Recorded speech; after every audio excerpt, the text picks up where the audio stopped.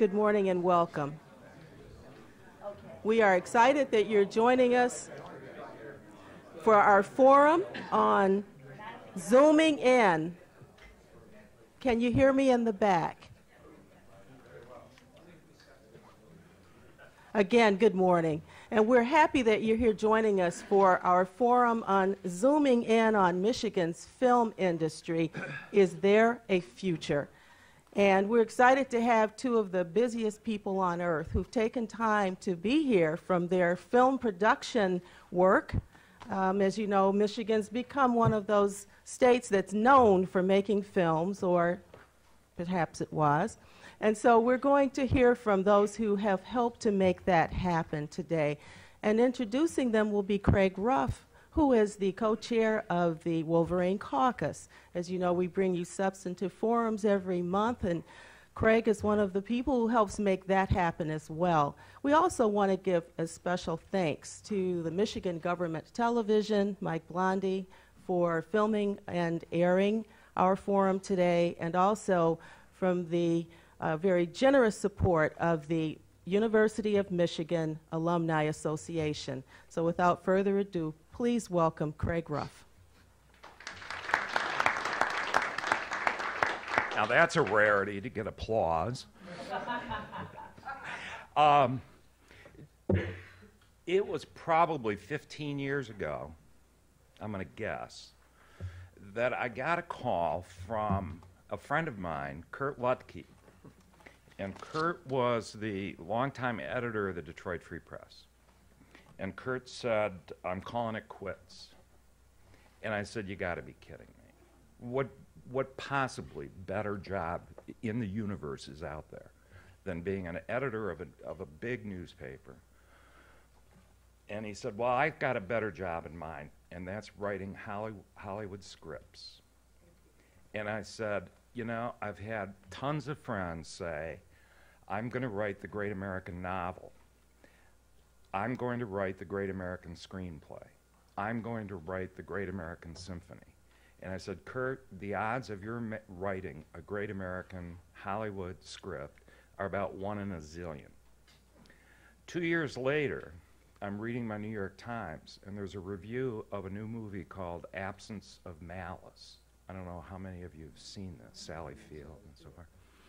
Well, that was scripted by Kurt Lutke from his home in Leland, up near Traverse City. And he gets nominated for an Oscar. So, of course, I have to go on bended knee back to Kurt saying, geez, I'm sorry. It wasn't the great American script, but it came close. 2 years later, or maybe a year later, out comes a film by Sidney Pollack called Out of Africa. Maybe some of you have seen that film.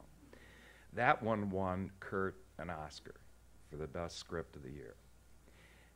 Michigan produces fabulous talent, and I only single out Kurt because he happens to be a friend. But what both Jim and Rob are about is producing Michigan talent for the world of entertainment, be it television or be it Hollywood. So with no further ado, those of you, by the way, who were with us, I think in this, no, we were in a different room of the Senate building several years ago, heard from Jim, and he was so riveting that he held our interest for an hour. And I kept looking at my watch saying, oh, come on, Jim, we got to take some Q&A, you know. But you're in for a real treat to hear from the inside of production and screenwriting and the talent we're producing out of Ann Arbor. So, Jim, you want to go first? I do. Great. Thank you. All right, don't look at your watches. I am.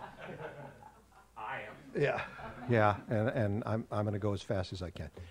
What you should know before we start is the reason I'm here today is Kurt Lutke. Kurt Lutke was my mentor, trained me, as we like to say, to take his job, made me a Hollywood screenwriter, and I, in turn, attempt to train others to take my job at the University of Michigan, and they're doing quite well at it. More on that.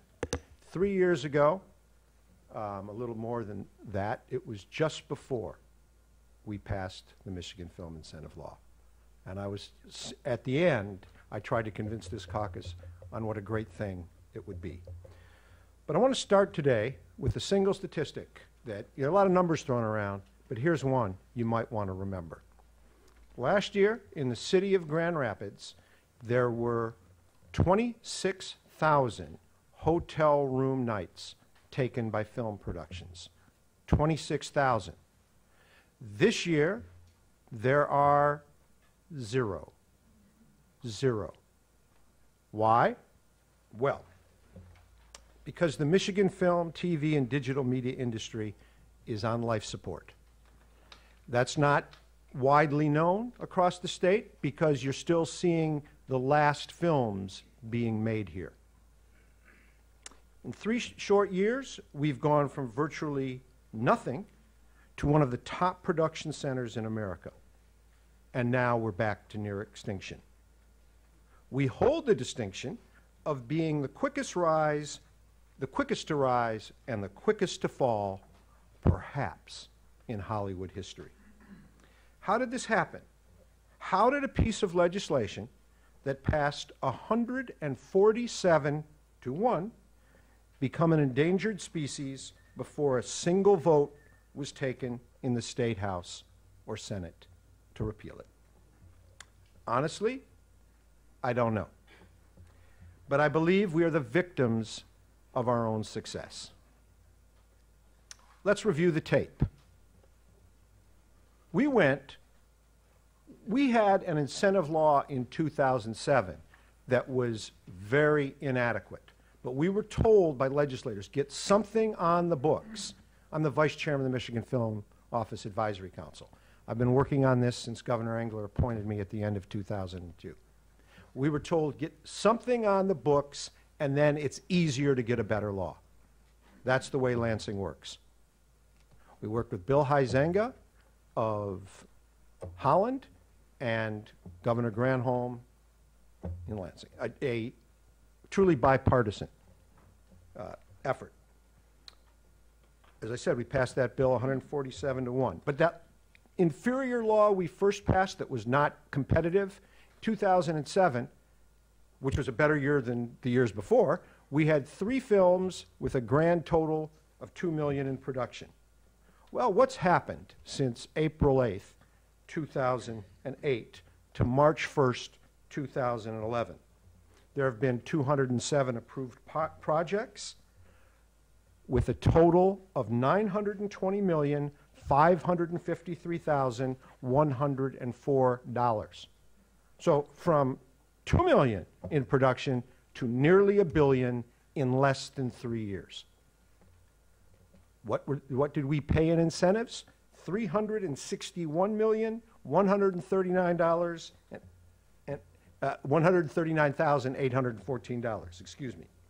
And that includes projects that were already approved for this year before the speech in February that froze the program and capped production for this year at $25 million for the rest of the year. Obviously, the program worked. There's no contest about that. We said on the advisory council, if we build it, they will come. They did come. Now, what were the goals of this program? We had 3, and we made them very clear to the legislature. We said, we're going to have the best in the nation incentive law with a 40% incentive up to 42 in core communities, 30% for below-the-line workers from out of state. Our goals were to create jobs, jobs, jobs. We've done that. 4,000 full-time jobs, over 20,000 part-time jobs. These are good jobs, folks. These aren't McDonald's. These aren't minimum wage. These are jobs that average about $53,000 a year, average. Okay? We went from barely 2 crews to 5 full crews. The goal in any state who wants to participate is to have 7 crews. 7 is the magic number. If you can accommodate 7 films at a time, then you're a real film industry. And then it doesn't matter. If you have full employment for your workers, it doesn't matter if other workers come in. from out of state and fill out in the times like deep in the summer when you are in boom times. But for a whole year, if you have 7 crews, you're golden. We had just crossed the 5 mark. Second goal, to build infrastructure. It took a long time. Short in real life, but by the standards we were being held to, where's the infrastructure, where's the infrastructure? If you had told me the economy was going to collapse soon after we passed our bill, I would have told you this is going to take longer than we thought because of the financing. Finally, this year, we have just recently opened the Raleigh Studios in Pontiac, Michigan, a converted auto plant, a GM plant that is one of the largest studios in the world. You've never seen anything like it. They are 7 sound stages. Right now, Oz the Great and Powerful is getting ready to shoot. It is Disney's largest studio production in their history in these state-of-the-art films. It is breathtaking. We have infrastructure. And the third goal, which I thought was impossible, was to reverse the brain drain. I thought impossible in the short run. So used had I become to my students, the second they graduate, either moving to Los Angeles or New York or Chicago, the vast majority Los Angeles, because that's where the film industry was. It still is to a large extent, including my own son. Nobody was inspired by my example or Kurt Ludke's example that you could live in Michigan and make a living in Hollywood. They all left. It's easier for writers. In production, you really do, what Professor Rayher teaches, you really do need to be where the action is. Well, our students, the ones we taught, saw where the action might be. And they're young and idealistic, and they surprised the hell out of us. The last day of our class, where we train our highest level students in a real world type class that trains them for the industry, they listened to, we said, you may want to stay home and try Michigan, and they did, to our surprise. The brain drain, the migration, stopped in its tracks. It's the first time, I've been at University of Michigan 16 years, I had never seen anything like it. Better still, they started to move into Detroit because the rent was cheap, and they started to build a creative class and help revitalize that city. You might recall 2 of Governor Snyder's goals when he was running. Reverse the brain drain, revitalize the city of Detroit. We were certainly the leading program or a model to show you how to do that, and we were doing it. Did we capture the imagination of the state? We did. I could not go anywhere across this state where people weren't talking about a film being in their backyard. Did you see Sean Penn in Bay City? Did you see Michael Cera in Traverse City? Did you see George Clooney in Detroit? And that doesn't, you know, Sigourney Weaver, Demi Moore, on and on and on. Hugh Jackman, Real Steel. It was Hollywood in Michigan, even beyond those of us who proposed it, our wildest imagination. Did we raise the hopes of the people of Michigan in a very down time? Yes, we did. If you remember the year 2008, and that was the bottom, folks, and I'm talking about December 2008, right after our auto giants went to testify before Congress, and they got creamed. Michigan got killed. Detroit got annihilated. The spirits of this state, we were in a depression. The rest of the country was in a recession. We're down. And out came a movie called Gran Torino, directed by Clint Eastwood and starring Clint Eastwood. And if you were in the movies in Michigan that year, you saw a strange thing that Christmas time. At the end of the movie, everybody stayed. And when it said Made in Michigan, the audiences spontaneously broke out in applause. It was an emotional tipping point for this state that people said, you know what? We still can do good things.